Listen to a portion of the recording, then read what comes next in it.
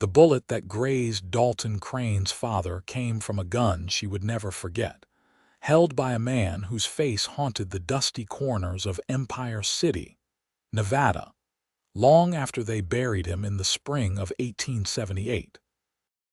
She pressed her palm against the rough wooden doorframe of their small house on the edge of town, watching the stars fade into the approaching dawn, knowing that somewhere out there, Cooper Thorne was saddling his horse and preparing to ride away from her for the third time in as many months.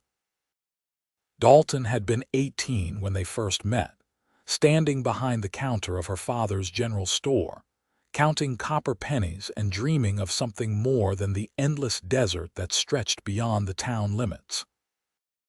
Cooper had walked in with dust on his boots, and a quiet intensity in his green eyes that made her hands tremble as she wrapped his supplies in brown paper.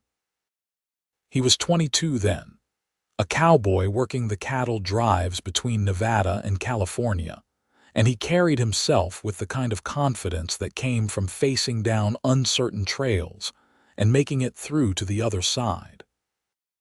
That had been 2 years ago, and in the time since, Dalton had learned that loving a man who could not stay still was like trying to hold water in her bare hands. No matter how tightly she closed her fingers, he always slipped away. The house was quiet now, her father asleep in the back room, his shoulder still healing from the robbery attempt that nearly took his life 3 months earlier. Dalton had been the one to fire the shot that sent the thief running, but it was Cooper who tracked him down and brought him to justice, riding out in the middle of the night and not returning for 2 weeks. When he finally came back, dusty and exhausted, he had kissed her like a man starving, and she had believed that maybe this time he would stay, but she should have known better. Cooper Thorne was a man built for movement, for the open range and the endless sky. Empire City, with its single main street and collection of weathered buildings, could never hold him for long. The ranch he worked for sent him out on jobs that took him across state lines, tracking lost cattle, delivering important documents, scouting new grazing lands. He was good at what he did, reliable and honest in a world where those qualities were rare as gold. Dalton heard his boots on the porch steps before she saw him, that familiar steady rhythm that made her heart clench tight in her chest.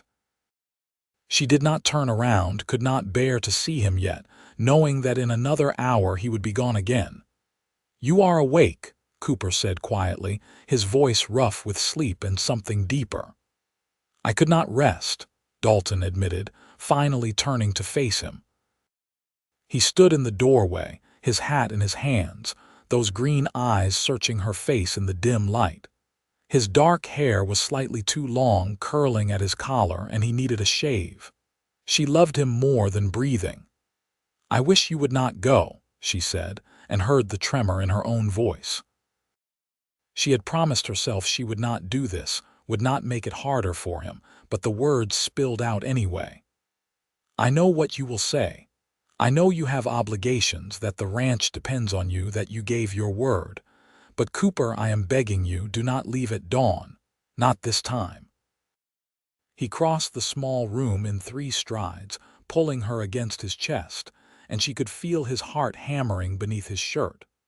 "Dalton," he murmured against her hair, "you know I have to. The boss needs me to scout the Northern Territory before winter sets in. There have been reports of rustlers, and if we do not secure the herd now, we will lose half of them by spring." "Then let someone else go," she said, pulling back to look up at him. "You are not the only cowboy in Nevada. Send another man. Stay here with me. My father needs help with the store, and you could work for him instead. We could build a life together, a real life, not these stolen moments between your departures." Cooper's jaw tightened, and she saw the conflict warring in his expression. "I made a promise to the ranch. They took me in when I had nothing, gave me work and purpose. I cannot just walk away from that. But you can walk away from me." The words came out sharper than she intended, and she saw him flinch. That is not fair. None of this is fair, Dalton said, her voice breaking. I have waited for you, Cooper. Through every journey, every dangerous job, every long absence. I have sat here in this town, working in my father's store, turning down other suitors because I love you. But I cannot keep doing this.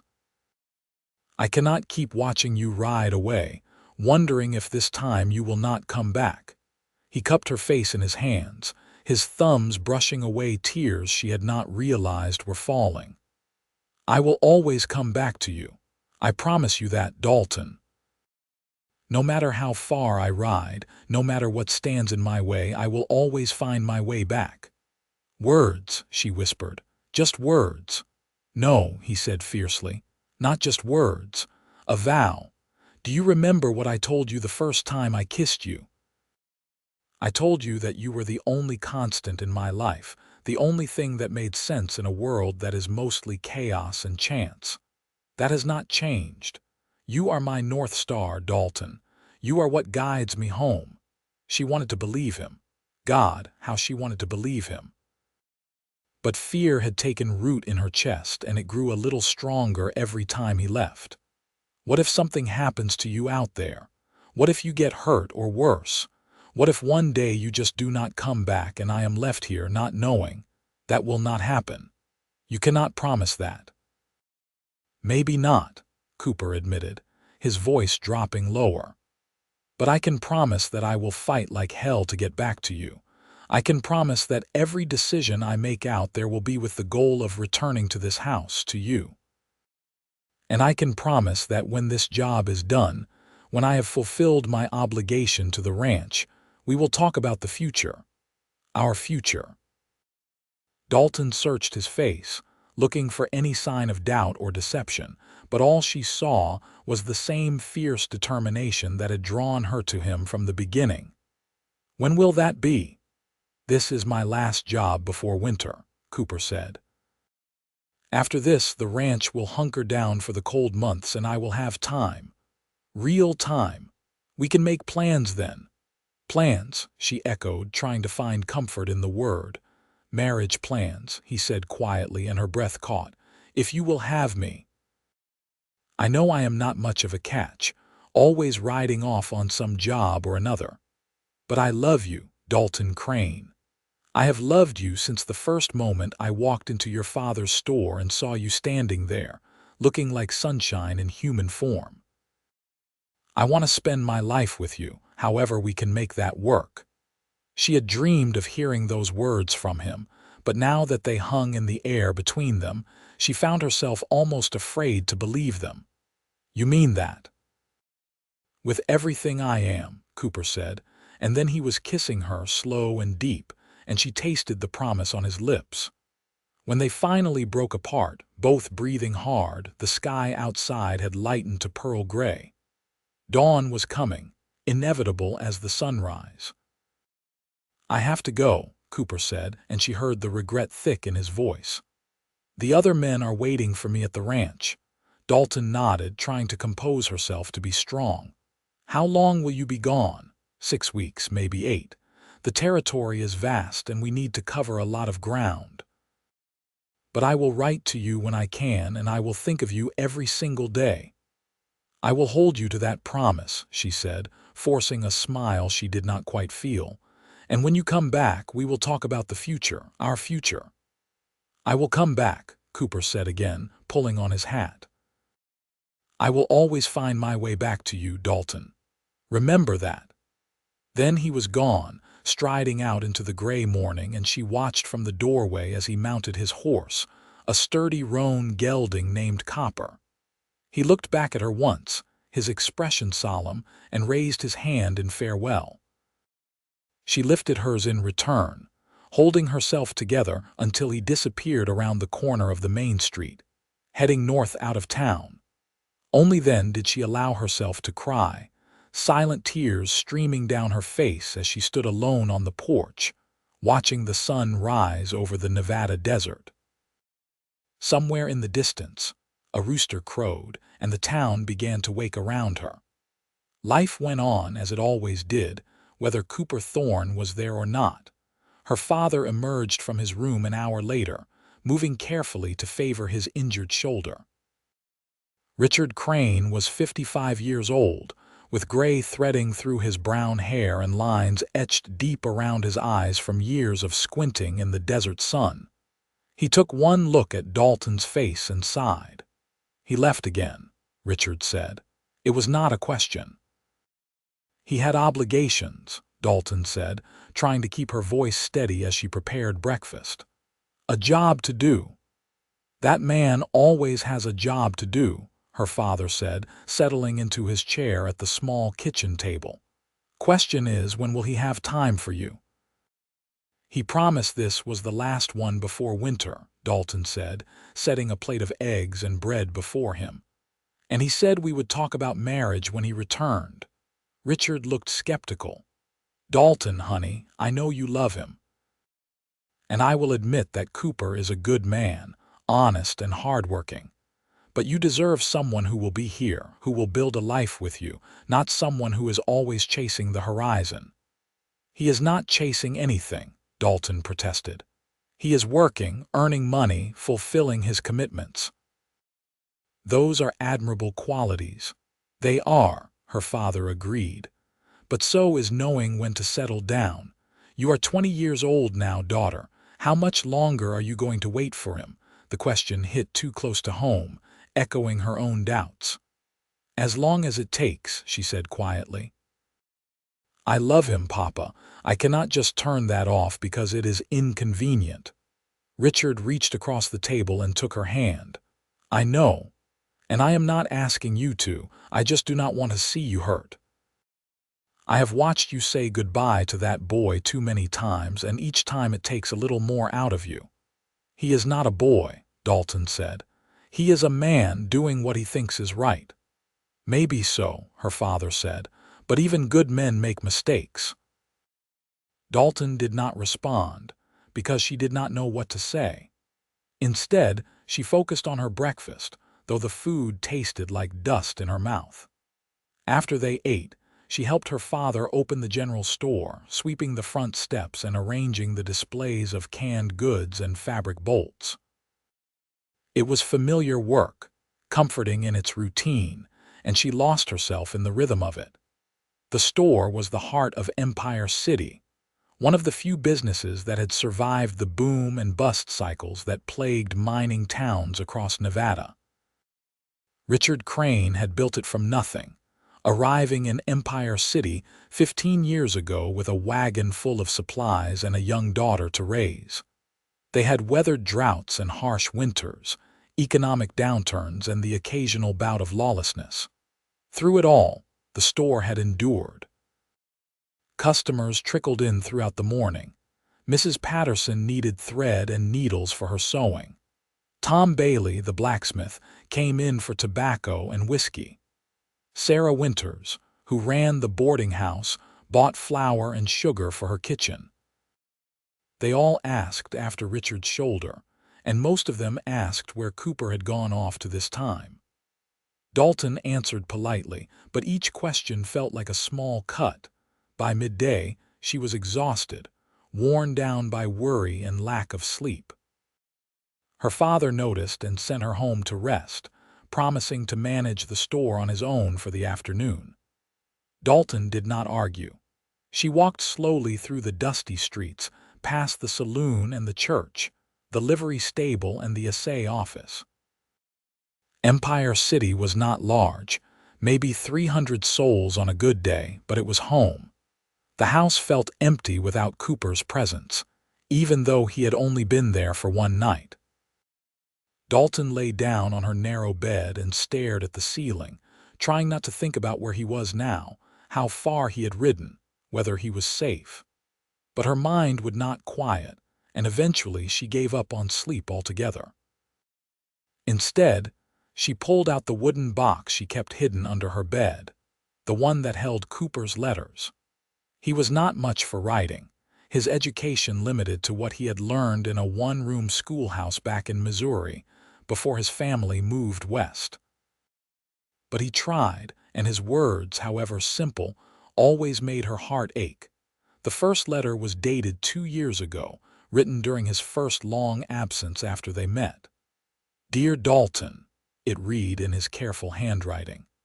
"I am in California now, helping drive cattle to the buyers in Sacramento.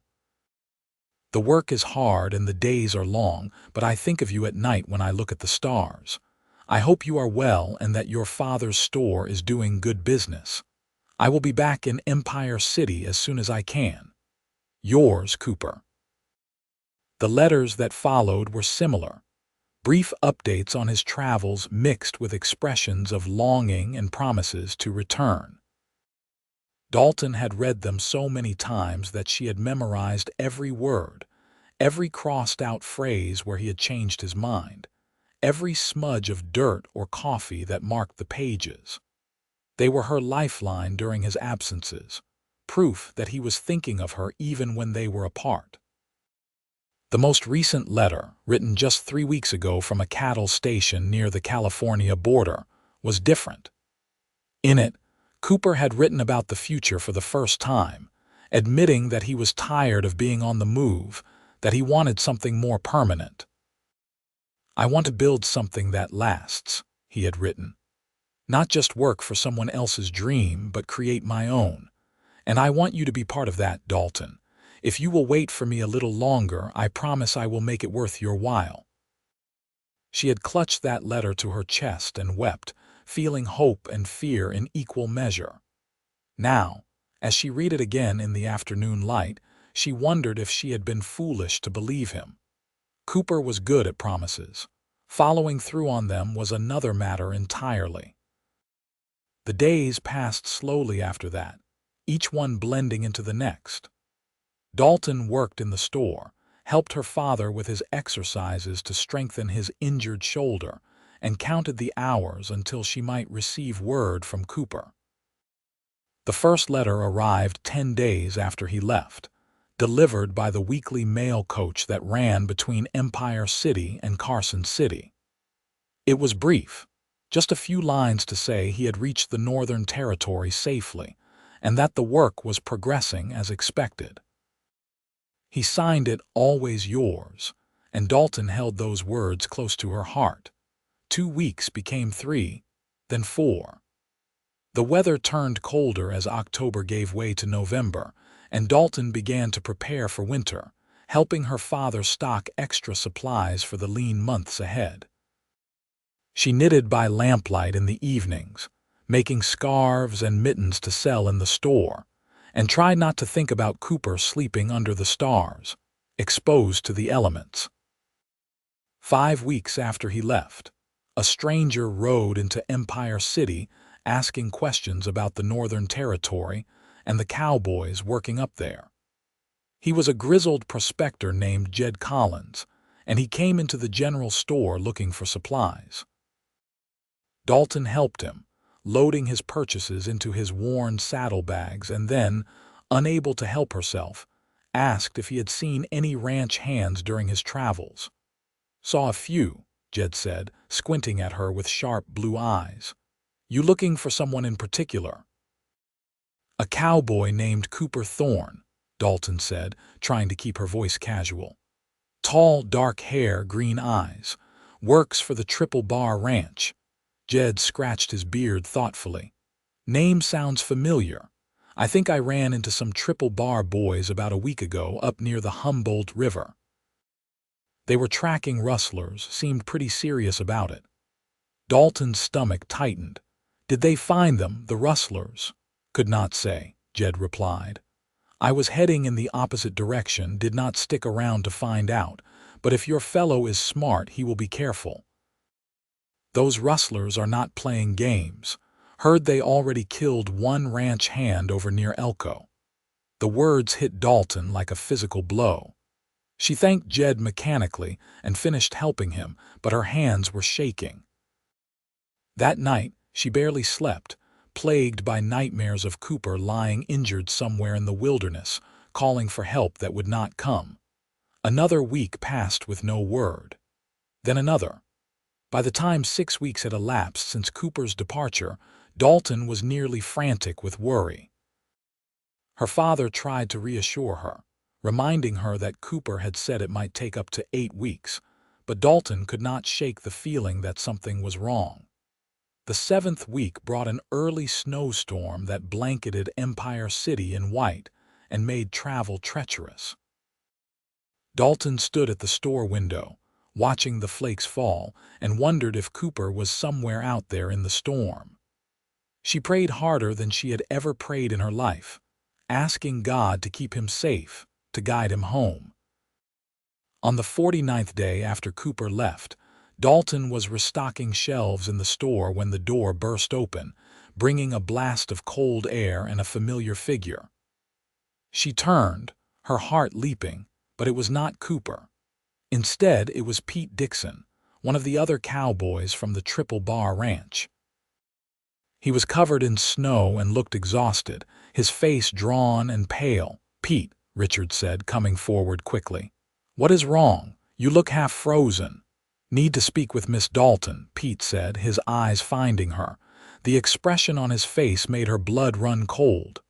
"What is it?" she asked, her voice barely above a whisper. "Where is Cooper?" Pete removed his hat, snow falling from the brim. "There was trouble up north. The rustlers we were tracking, they ambushed us 3 days ago. Most of us got away, but Cooper and 2 other men went after them. We have not seen them since." The room spun. Dalton grabbed the edge of the counter to steady herself. "What do you mean you have not seen them? Where did they go?" "Into the mountains," Pete said. "The rustlers were heading for the high country, probably trying to hole up until the storm passed. Cooper insisted on following them, said we could not let them escape after everything they had done. But the weather turned bad fast, and we lost sight of them. The boss sent me back to gather more men and supplies. We are heading out again at first light to search for them." "I am coming with you," Dalton said immediately. "Miss Dalton, I do not think that is a good idea," Pete protested. "The conditions are dangerous and we will be moving fast." "I do not care," Dalton said fiercely. "Cooper is out there, possibly hurt, and I am not going to sit here doing nothing while you search for him. I can ride, I can shoot, and I know how to take care of myself.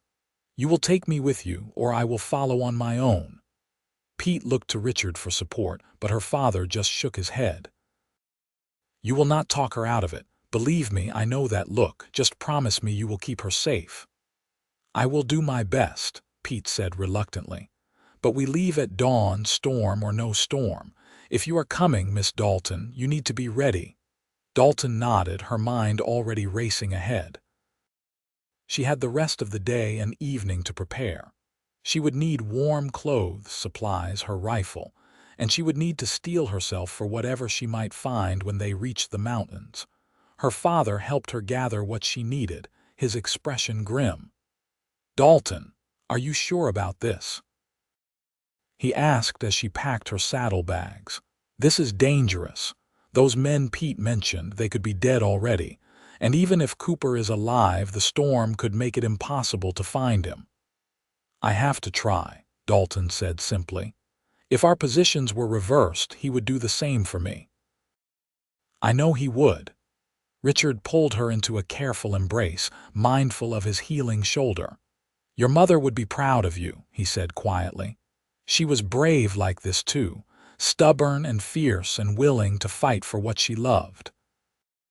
Dalton's mother had died when she was 7, taken by a fever that swept through Empire City one brutal winter. She had few clear memories of her, mostly impressions of warmth and laughter and gentle hands. But she held her father's words close now, drawing strength from them. That night, she did not sleep at all. Instead, she sat by the fire, cleaning her rifle and checking her supplies over and over again. When the first gray light of dawn crept through the windows, she was already dressed and ready, her horse saddled and waiting outside. Pete arrived with 3 other men from the ranch, all of them grim-faced and determined. They rode out as the sun broke over the horizon, heading north toward the mountains. The journey was brutal. The snow had stopped, but it left behind drifts that made travel slow and treacherous. The horses struggled through the deep powder, and more than once they had to dismount and lead the animals by hand. Dalton's fingers and toes went numb despite her gloves and boots, and her face burned from the wind. But she kept going, driven by the image of Cooper alone and hurt somewhere in this frozen wasteland. They traveled for 2 days, camping rough at night and starting again at first light. Pete led them to the last place he had seen Cooper and the other 2 men, a narrow canyon that cut through the foothills of the Ruby Mountains. From there, they had to guess which direction the men might have gone. They were tracking the rustlers north, Pete said, studying the terrain. If they stayed on their trail, they would have followed this canyon up into the high country, but the storm would have made tracking nearly impossible. Then we searched the whole area, Dalton said. We split up, cover more ground. That is risky, one of the other cowboys, a young man named Tom, pointed out. If something happens to one of us, the others might not know. We do not have time to be cautious, Dalton argued. Every hour that passes makes it less likely we will find them alive. We have to take the risk. Pete considered this, then nodded slowly. All right. We split into 2 groups. Tom and Billy, you take the eastern side of the canyon. Miss Dalton, you are with me. We will search the west. We meet back here by nightfall, no matter what. They separated, and Dalton followed Pete up the steep western slope, her eyes scanning every rock formation and snow-covered hollow for any sign of Cooper. The silence was oppressive, broken only by the crunch of snow under the horses' hooves and the occasional cry of a hawk overhead. Hours passed. The sun climbed higher, then began its descent, and still they found nothing. Dalton's hope began to waver, replaced by a cold dread that settled in her chest like a stone. What if they were too late? What if Cooper was already gone, frozen and buried under the snow, and she would never even have the chance to say goodbye? Then, as they rounded a rocky outcropping, Pete suddenly held up his hand. Wait, look there. Dalton followed his gaze and saw it too.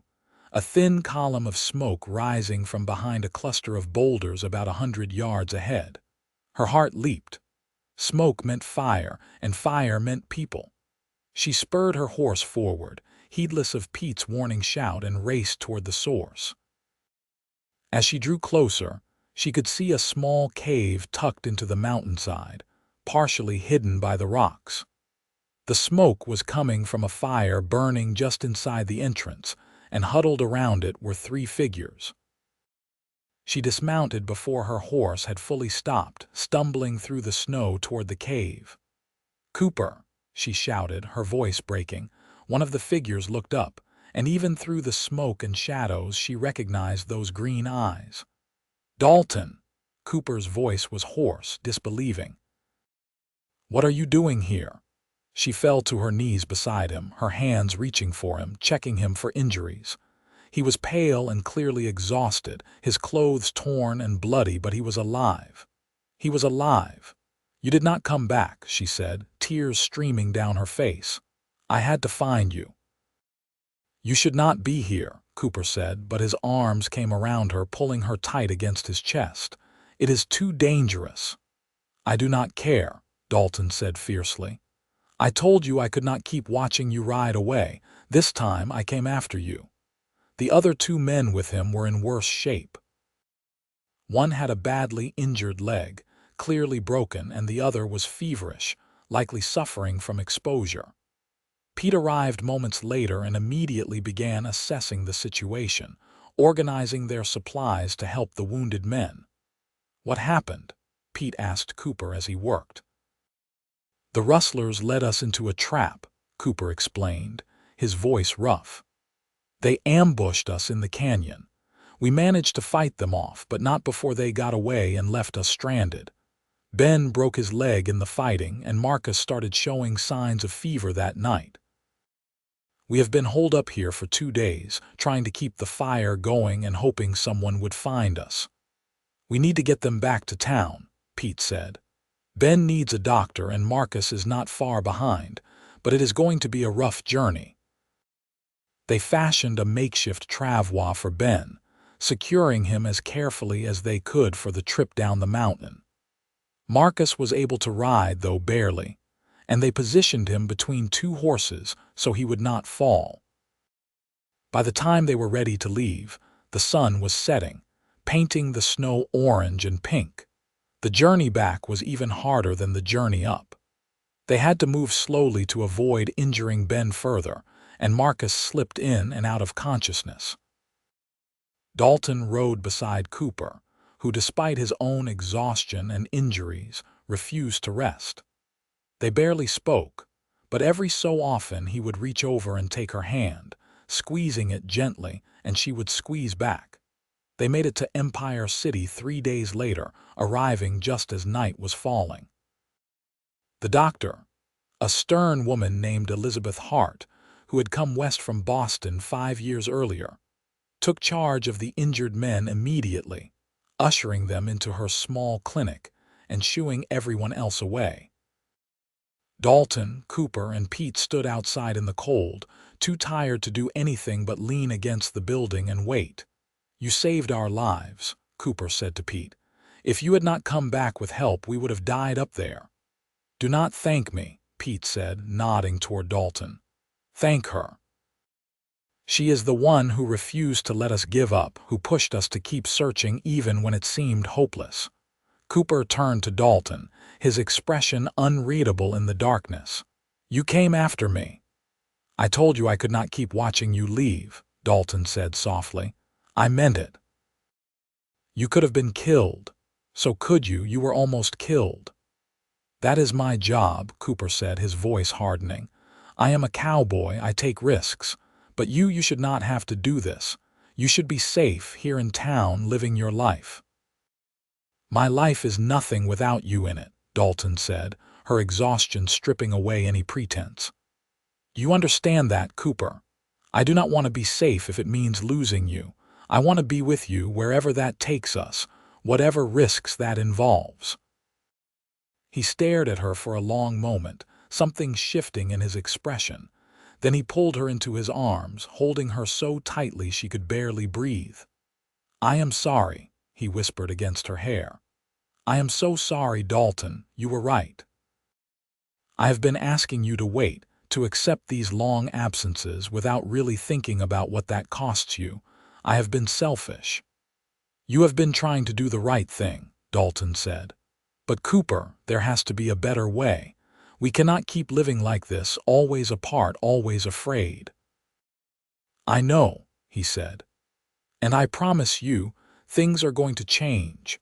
After this, after what almost happened, I cannot pretend anymore that what I am doing is sustainable.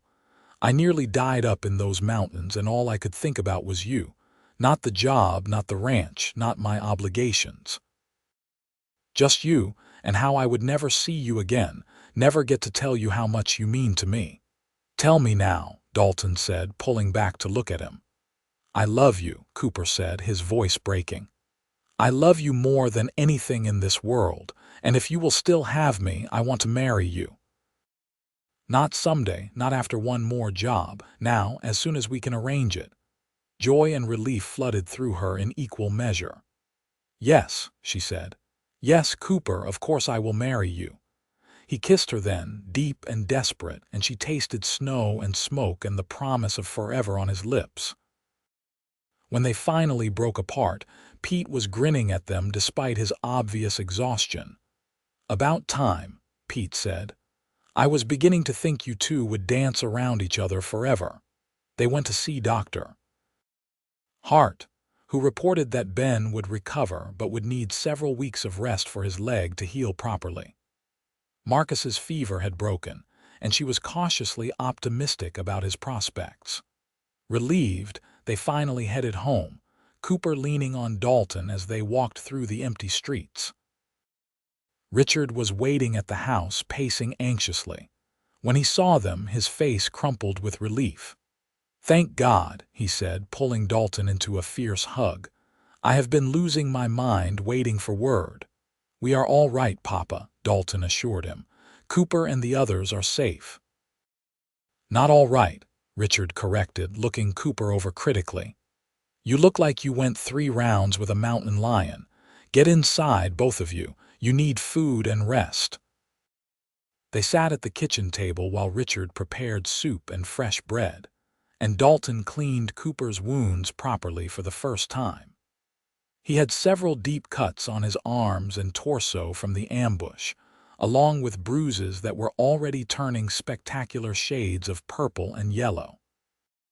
But nothing was broken, and none of the wounds showed signs of infection.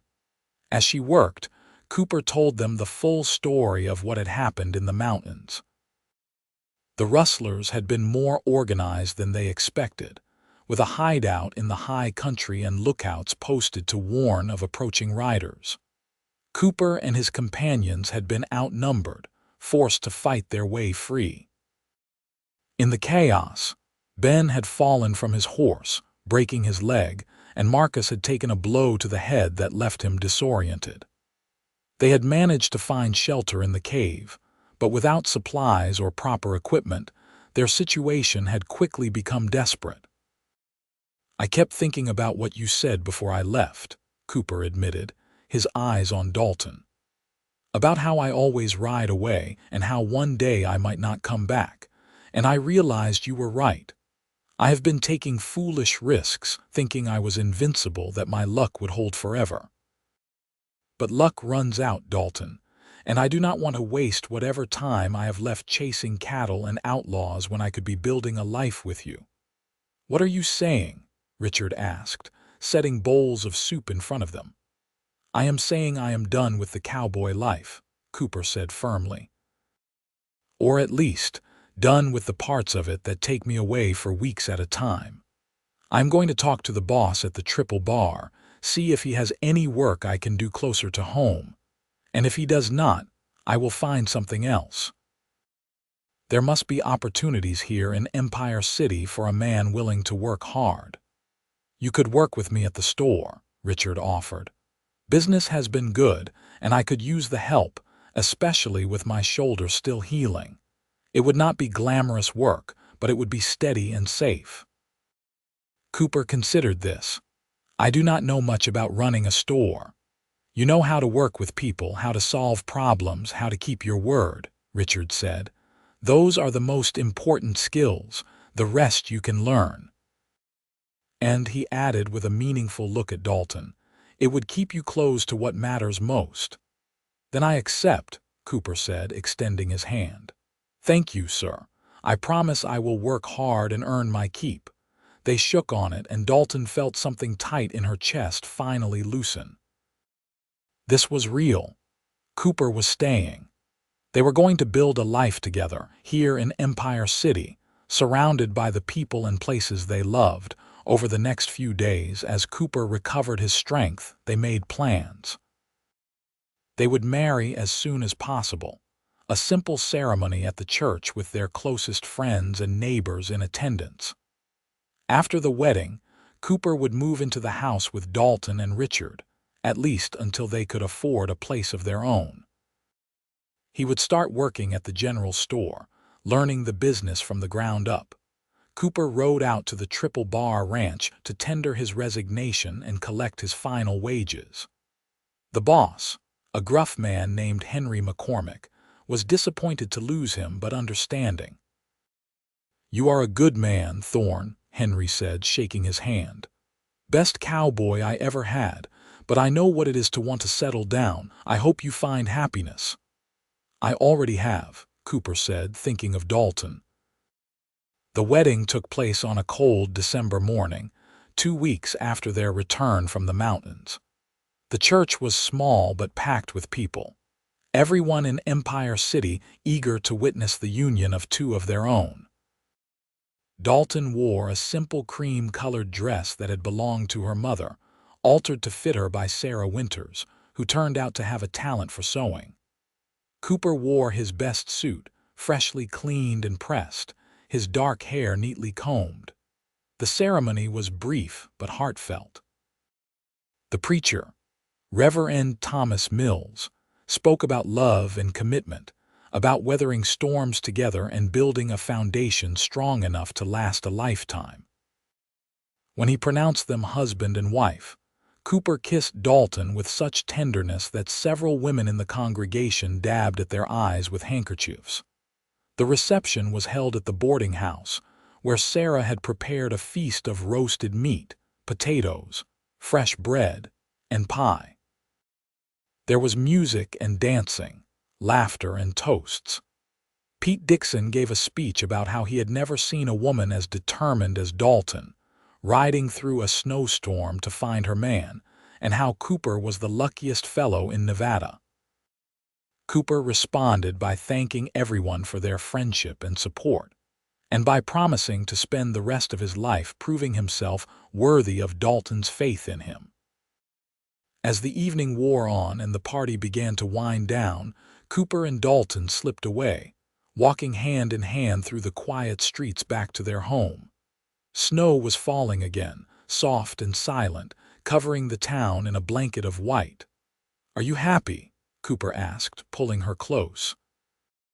"Happier than I have ever been," Dalton said honestly. "You are here, you are staying, and we are married. What more could I want? A dozen children," Cooper suggested with a grin. "A house of our own, a fortune in gold. I just want you," Dalton said, reaching up to kiss him. "Everything else is extra." They made love that night in Dalton's small bedroom, now their bedroom, taking their time to explore and discover each other. It was sweet and tender and slightly awkward, both of them fumbling in the darkness, but it was theirs. And when they finally fell asleep, wrapped in each other's arms, Dalton felt a sense of peace she had not known in years. The months that followed were an adjustment for both of them. Cooper had to learn the intricacies of running a general store, which turned out to be far more complicated than he had anticipated. There were accounts to manage, inventory to track, orders to place, customers to satisfy. He made mistakes at first, ordering too much of one product and not enough of another, accidentally overcharging Mrs. Patterson for her thread and having to apologize profusely. But he learned quickly, and Richard proved to be a patient teacher. Dalton, for her part, had to adjust to having Cooper around all the time. She had spent so long waiting for him, dreaming of what it would be like when he finally stayed, that the reality of daily life together took some getting used to. He left his boots in the middle of the floor, forgot to close the cupboard doors, and snored softly in his sleep. But he also made her laugh every day, brought her flowers from the widow Thompson's garden, and kissed her goodbye every morning before they opened the store, even though they were only going to the building next door. Winter gave way to spring, and Empire City began to thaw. The snows melted, revealing brown earth and the first green shoots of new growth. Trade picked up as the roads became passable again, and the store did brisk business. Cooper proved to have a knack for sales, charming customers with his easy manner and genuine interest in their lives. People who had been shopping at the store for years started coming by more often, just to chat with him. In May, Dalton realized her monthly courses were late. She waited another week, not wanting to get her hopes up, before mentioning it to Cooper. His face lit up with such joy that she found herself laughing and crying at the same time. "A baby," he said wonderingly, placing his hand gently on her still flat stomach. "We are going to have a baby, doctor." Hart confirmed the pregnancy a few days later, estimating that Dalton was about 6 weeks along and would give birth sometime in January. The news spread through Empire City like wildfire, and suddenly, everyone had advice for the young couple. Sarah Winters brought over her collection of baby clothes from when her own children were small. Mrs. Patterson offered to knit blankets and sweaters. Even Gruff, Tom Bailey the blacksmith, stopped by the store to offer his congratulations and promise to make a cradle for the little one. Richard was over the moon at the prospect of becoming a grandfather. He fussed over Dalton constantly, insisting she not lift anything heavy and making sure she ate properly. Dalton found it both endearing and exasperating, but she indulged him, knowing it was his way of showing love. As summer arrived and Dalton's belly began to swell with their growing child, Cooper became even more attentive. He rubbed her feet when they ached from standing all day, brought her cold water when the heat made her dizzy, and read to her in the evenings from the books they kept in the store.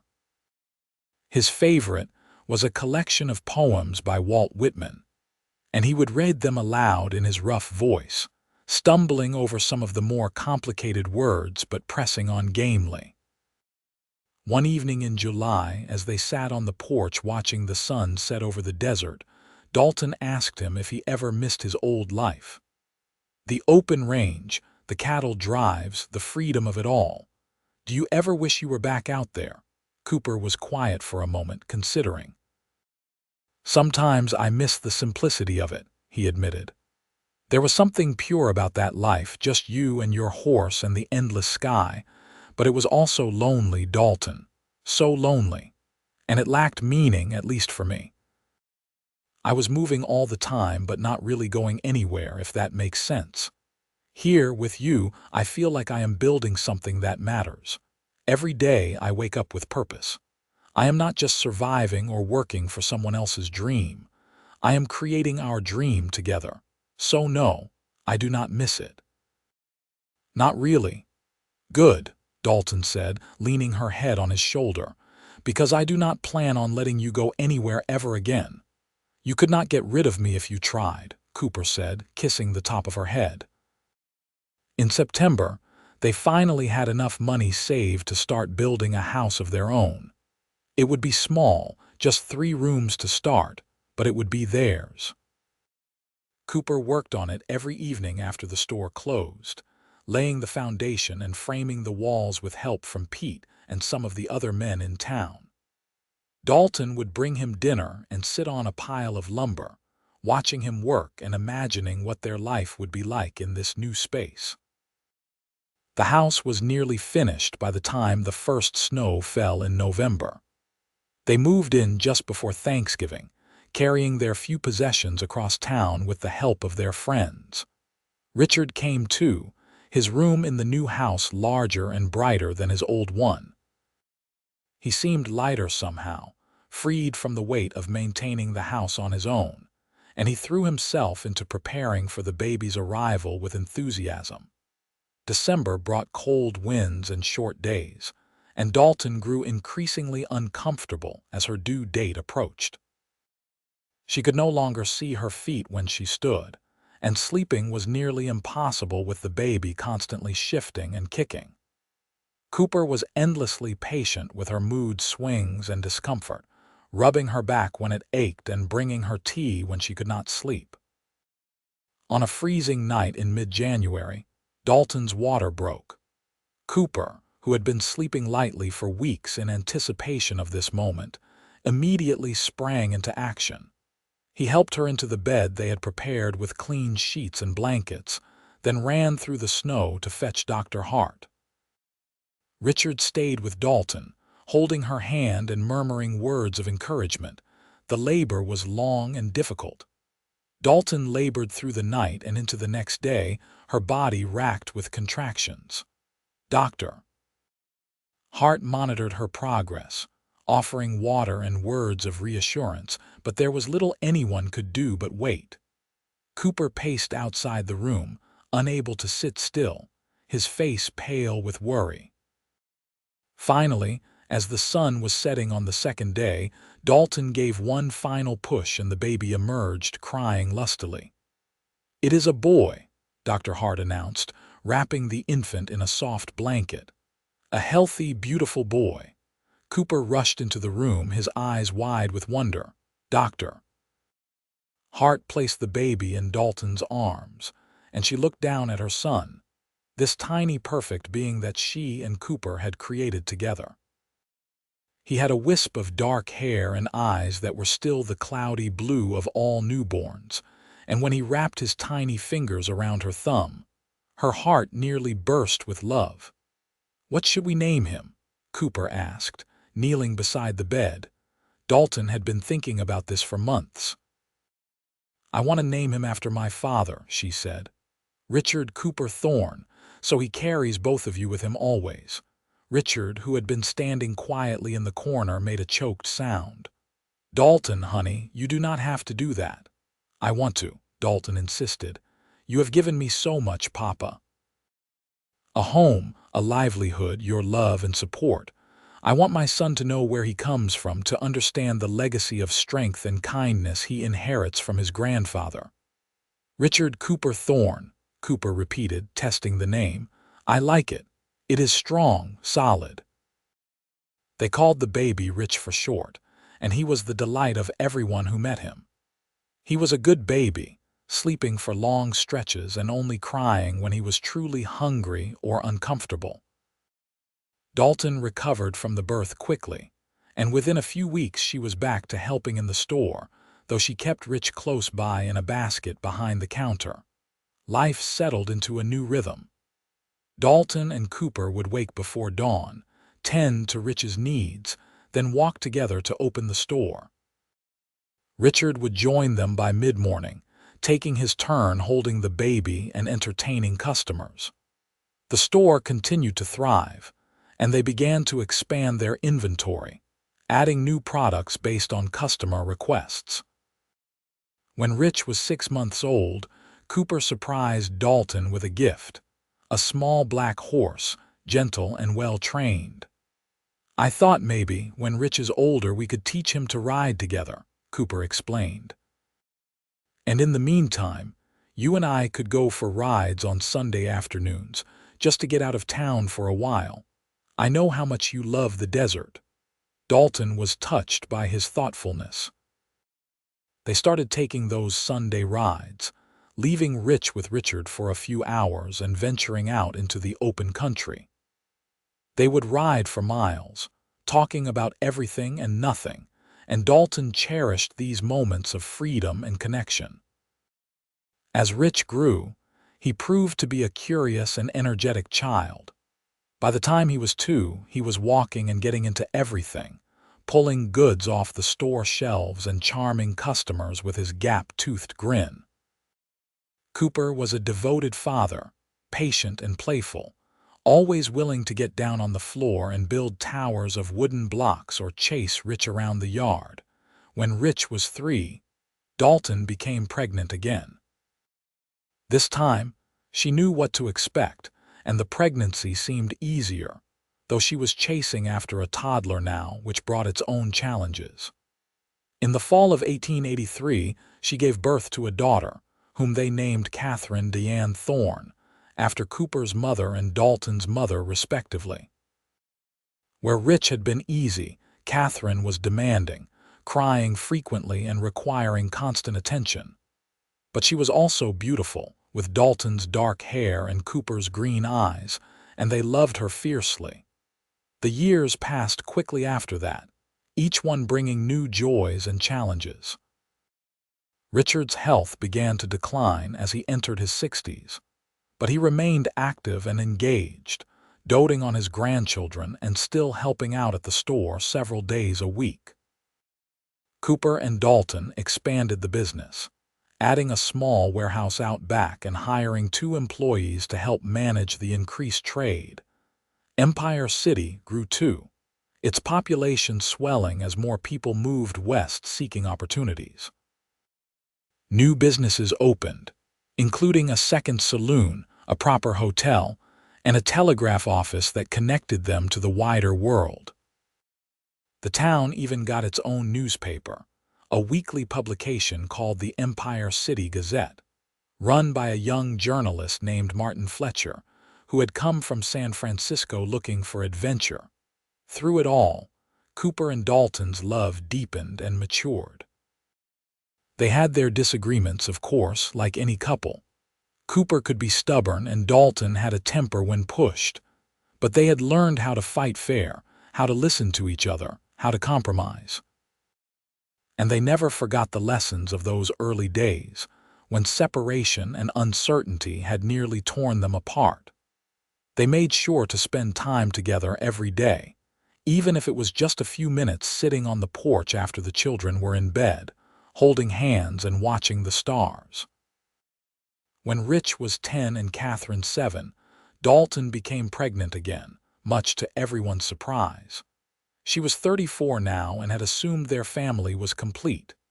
But the baby, another boy they named Samuel after Cooper's brother who had died young, was a welcome addition. He was a sweet, gentle child, content to sit quietly and observe the world around him, and he brought a new softness to their family dynamic. Richard passed away peacefully in his sleep when Samuel was 2, having lived to see all 3 of his grandchildren and witness the success of the business he had built. They buried him in the cemetery on the edge of town, next to Dalton's mother, and the whole town turned out for the funeral. Dalton grieved deeply, but she took comfort in knowing that her father had lived a good life and died happy, surrounded by people who loved him. The store passed to Dalton and Cooper, and they continued to run it successfully for many years. Rich, as he grew older, showed an interest in the business and began learning the trade from his parents. Catherine, more adventurous, dreamed of traveling and seeing the world beyond Empire City. Samuel, quiet and thoughtful, loved books and showed a talent for drawing. By the time Cooper was 45, his dark hair had started to gray at the temples, and his face bore lines earned from years of laughter and hard work. But he was still strong, still handsome, still the man Dalton had fallen in love with in her father's store so many years ago. She was 43 now, her own hair showing threads of silver, her body marked by the passage of time and the bearing of children. But when Cooper looked at her, she still saw the same love and desire in his eyes that had been there from the beginning. One evening, as they sat together on the porch of their house watching Rich teach Samuel how to rope a fence post, Cooper turned to Dalton and said, "Do you remember that morning I left for the Northern Territory? The last time I rode out as a cowboy." "I remember," Dalton said softly. "I begged you not to leave at dawn. I was so afraid you would not come back."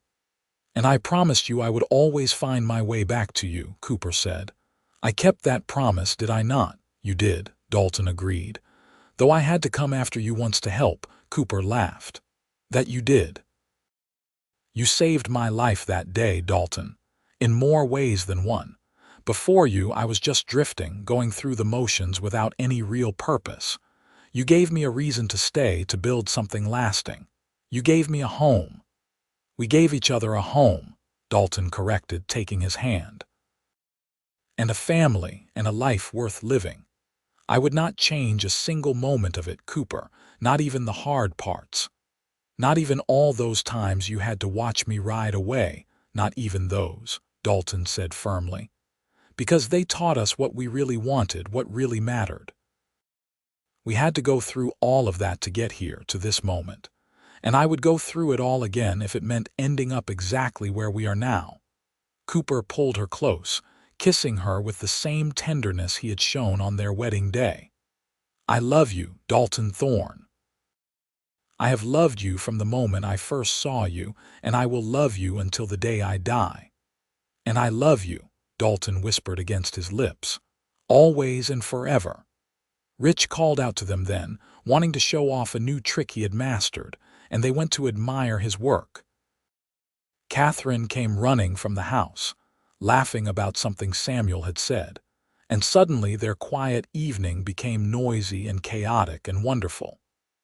This was their life now, full and rich, and exactly what they had both dreamed of during those long separations so many years ago.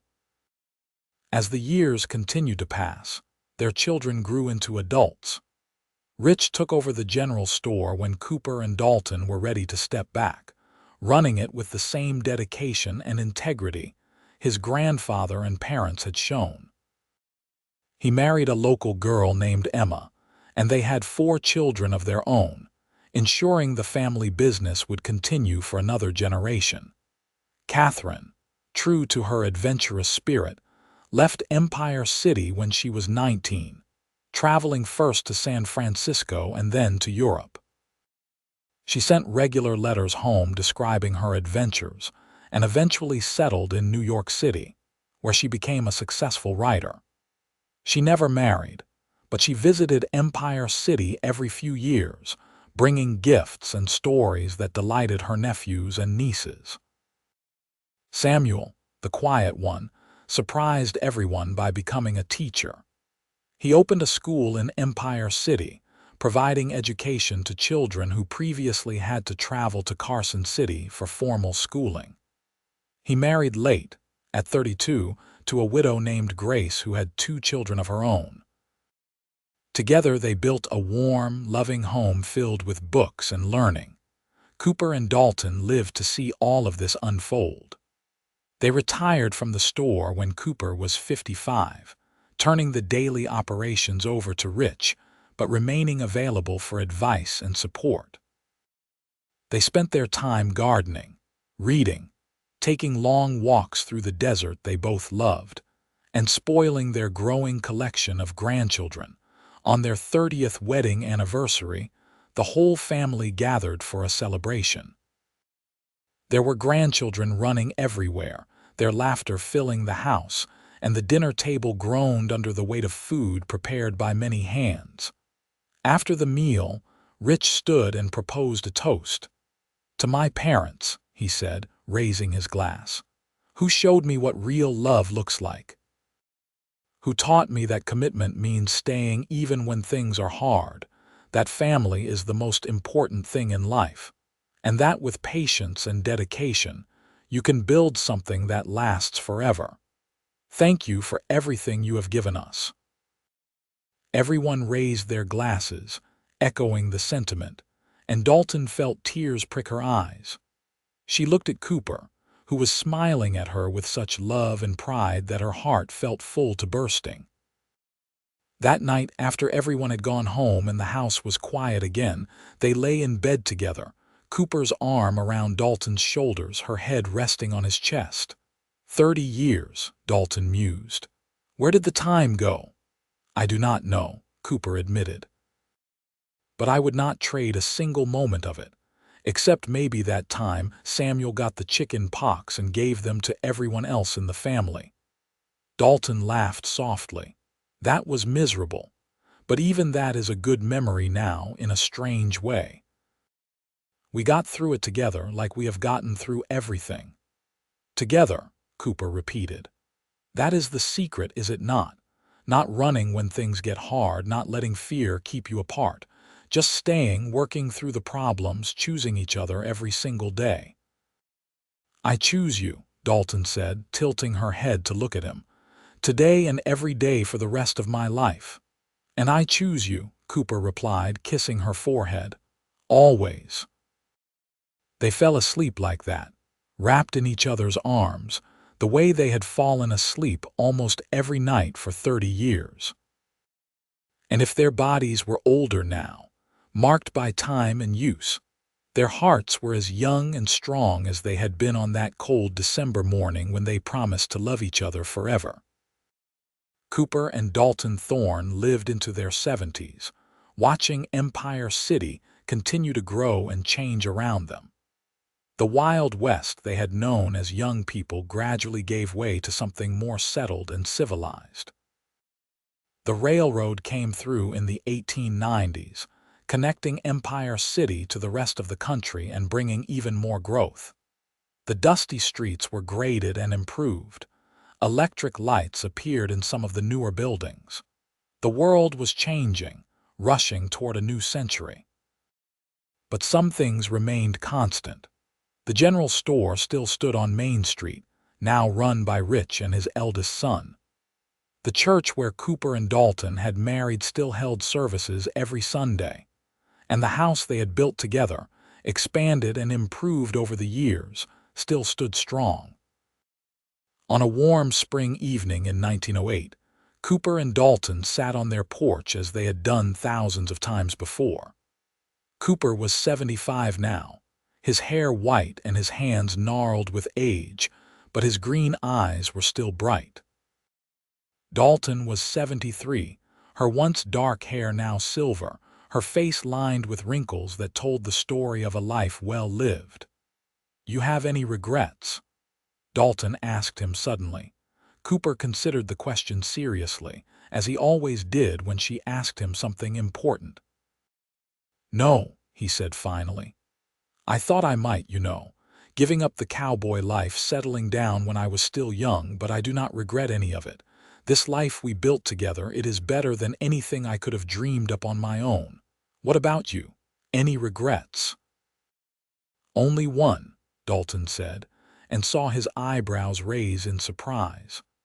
"I regret all those mornings I watched you ride away. Not because you went, but because I wasted so much time being afraid instead of trusting that you would keep your promise. You always told me you would find your way back, and you always did. I should have had more faith." "You had every right to be afraid," Cooper said gently. "I was asking a lot of you, asking you to wait, to trust, to believe in something that must have seemed impossible sometimes. But you did it anyway. You waited for me, and then when I could not get back on my own, you came after me. You saved me, Dalton. In every way a person can save another person, you saved me." "We saved each other," Dalton corrected. "That is what love does." They sat in comfortable silence as the sun set, painting the Nevada sky in shades of orange and pink and purple. Somewhere in the distance, they could hear children laughing, probably their great-grandchildren playing in someone's yard. The sound made Dalton smile. "We did good, did we not?" She asked Cooper. "With our life, our family, all of it, we did better than good," Cooper said, taking her hand and raising it to his lips. "We did extraordinary." Cooper Thorne passed away peacefully in his sleep 3 years later in the early morning hours of a summer day. Dalton woke to find him gone, his hand still clasped in hers, a slight smile on his face as though he had died dreaming of something pleasant. She did not cry, not right away. Instead, she kissed his forehead and whispered, "I will always find my way back to you two. Wait for me."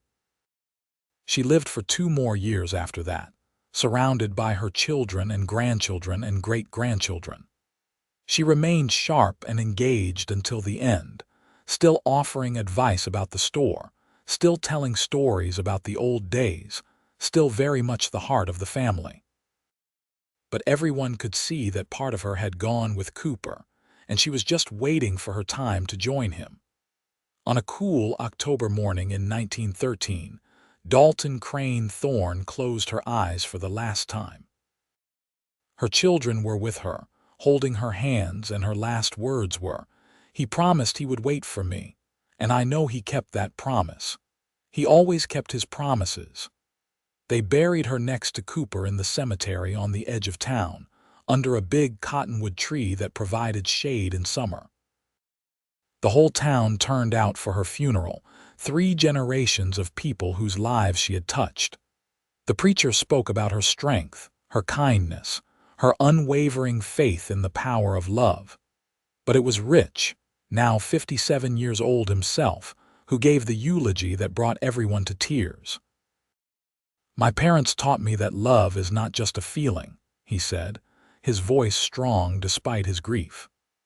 "It is a choice you make every single day. It is staying when things are hard. It is fighting for each other when the world tries to pull you apart. It is believing in promises even when circumstances make them seem impossible. And it is finding your way back, always, no matter how far you have to travel or how many obstacles stand in your way." They lived that truth every day of their marriage, and they left us all with an example of what real, lasting love looks like. The years rolled on, and Empire City continued to change. The Wild West became history, something people read about in books or saw in moving pictures. But the legacy of Cooper and Dalton Thorne endured. Their descendants continued to run the general store for another generation, before finally selling it to focus on other pursuits. The house they built together stood for nearly 100 years before being torn down to make way for new development. But the location was marked with a historical plaque that told their story.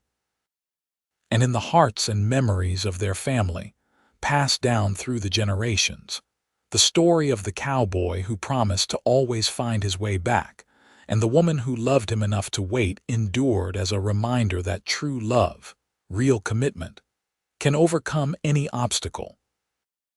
That promises kept are worth more than gold, and that sometimes the greatest adventure is not riding off toward the horizon, but staying put and building something that lasts. Their story became part of the folklore of Empire City, embellished and romanticized over time, but at its core always the same. A simple tale of two people who found each other in the Wild West, who chose each other despite the challenges, and who built a life together that stood as a testament to the power of love and commitment. And whenever young couples in Empire City faced their own challenges, their own doubts about whether love could survive difficulty and separation, the elders would tell them about Cooper and Dalton Thorne and remind them that anything is possible when two people refuse to give up on each other. The legend of their love became woven into the very fabric of the town, a story told and retold, each generation finding new meaning in it. Some emphasized Cooper's initial restlessness and his decision to settle down, seeing it as a story about maturity and responsibility. Others focused on Dalton's courage in riding into the mountains to save him, making it a tale about female strength and determination. But everyone agreed on the core truth: that love, real love, requires both partners to show up, to stay, to keep their promises even when it is hard. In the end, Cooper Thorne had kept his most important promise. He had found his way back to Dalton, not just from the mountains that one winter day, but every day for the rest of his life. He had chosen her, chosen their life together, chosen to build something permanent in a world that was always changing. And Dalton had kept her own promise too, the one she made to herself that morning he finally came home. She had stopped waiting for him to leave and started living fully in the present, trusting that their love was strong enough to weather whatever came. Their story lived on, a bright spot in the history of Empire City, Nevada, and a reminder that even in the harsh and unforgiving landscape of the Wild West, love could not only survive but flourish. All it took was two people willing to fight for each other, two hearts brave enough to stay open despite the fear, and two souls determined to always, always find their way back home.